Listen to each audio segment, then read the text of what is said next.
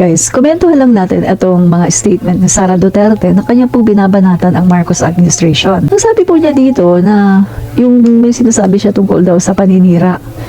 Eh guys, alam naman natin diba kung sino ang naninira? Sabi niya, perpetuating in power, ayaw na daw umalis, gusto na daw magstay forever. Kung titignan nyo mga guys, yung mga sinasabi niya ay nagde-describe sa kanilang pamilya. Diba alam naman natin mga kaibigan na mula nang naupo ang kanyang tatay as mayor ng Davao City ay talaga namang nag-stay na po ang mga Duterte sa Davao at nagpapalit-palit lang sila. At naalala niyo mga kaibigan yung testimony ng isang whistleblower na yung kalaban ni Digong as mayor, no? Nograles, mga kaibigan, ay kanyang pinatumba para lang to stay in power. So, itong sinasabi ni Sara Duterte, best describe sa kanilang pamilya at hindi kay PBBM. Kita nyo, 2 taon lang ang ating Pangulo tapos ina-accuse na agad nila na perpetuating in power, na ayaw na daw umalis. Anong klaseng pag-iisip yan? Sa kanyo sabihin yan kung natapos na ang 6 na taon at pagkatapos ayaw pa rin pa umalis ng ating Pangulo. Sa kanyo sabihin, pero napakaaga pa para sabihin nyo na ayaw umalis ng Pangulo natin. E napaghahalata na kayo yung talagang atat na atat at gustong maupo muli sa Malacanang. Bakit? Dahil sa nabubuko na lahat ng mga katarantaduhan nyo na ginawa nyo sa past administration. Kaya eto kayo ngayon atat na mapatalsik nyo ang aming Pangulo. Mga kaibigan ha, ang sabi pa niya, ang dami niyang sinasabi ha.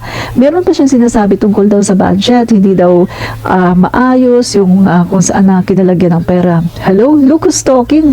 Nanggaling pa talaga sa isang politiko na gumastos ng 125 billion in 11 days only. Alam mo kung sinong walang karapatan na magsalita ng ganito? Walang iba kundi ikaw, Sara Duterte. Wala kang karapatan magsalita ng ganito dahil gumastos ka nga ng 125 billion in 11 days only. Diba? So, eto pa mga kaibigan. Dami niyang sinasabi.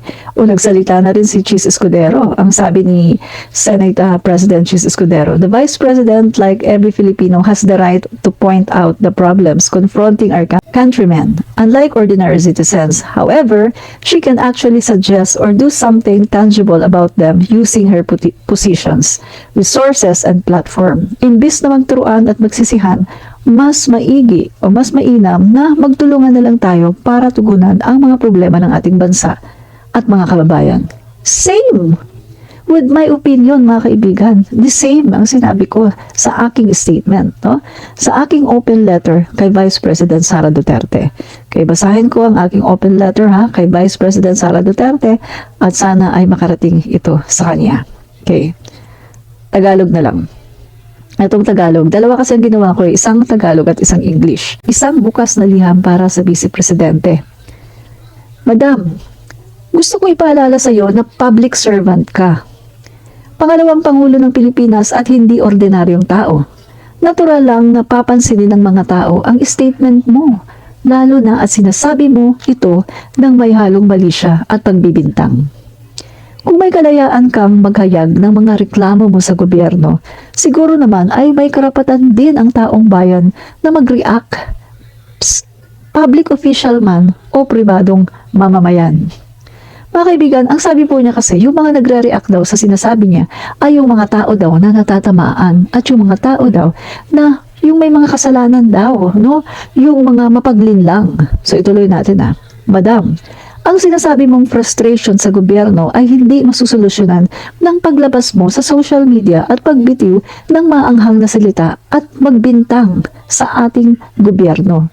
Kung nasa tama kayong pag-iisip, mas pipiliin mong tumulong na lang sa gobyerno kaysa magreklamo. Pangalawang Pangulo ka ng Pilipinas, tandaan mo, may magagawa ka kung gugustuhin mo. Gamit ang iyong opisina, maaari kang makatulong sa mga kababayan natin na sinasabi mong naghihirap. Kahit kailan hindi tama na bibig at kadaldalan ang pairalin, mas maigi kung kumilos ka at gumawa para makatulong sa gobyerno. Sa gobyerno na iangat ang buhay ng mga Pilipino. Galawang trapo ang ginagawa mo. Sa halip na tumulong ay tinutodo mo na ang pagrereklamo at paninira sa ating Pangulo. Hindi tanga ang taong bayan upang hindi palampasin ang mga statements mo bilang pangalawang pinakamataas na leader ng bansa. Hindi ka nakakatulong sa gobyerno. Sa halip ay nakakasira ka at dumadagdag ka pa sa problema ng ating Pangulo.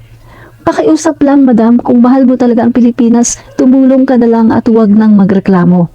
Hindi kailangan ng mga Pilipino ang isang leader sa bansa na divisive.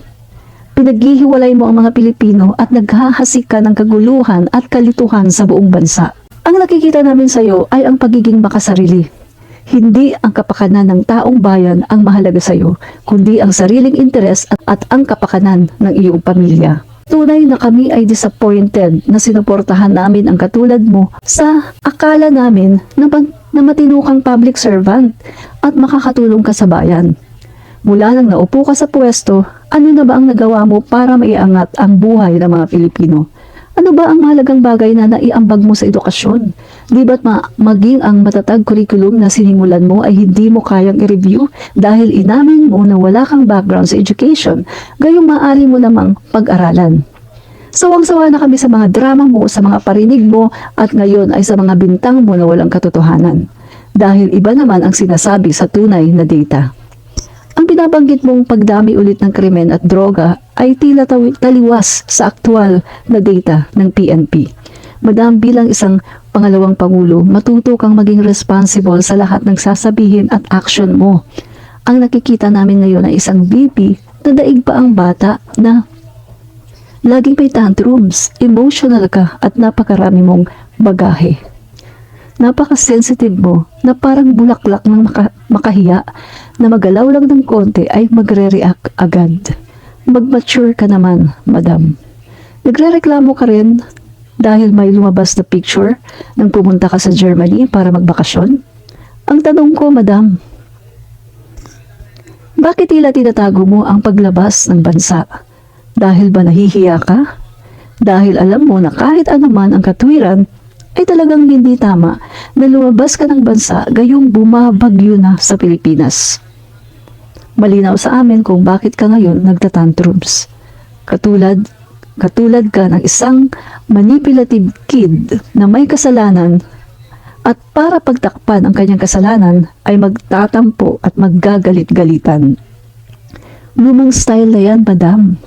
Alam na ng taong bayan yan dahil lahat naman tayo dumaan tayo sa pagkabata at madalas ganyan ang ginagawa natin para pagtakpan ang ating kasalanan.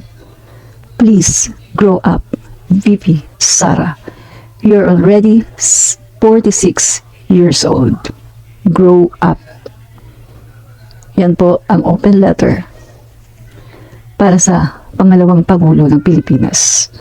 So sana marinig mo, sana mag-sink in naman sa utak mo. Mga kaibigan, Admin Rich po.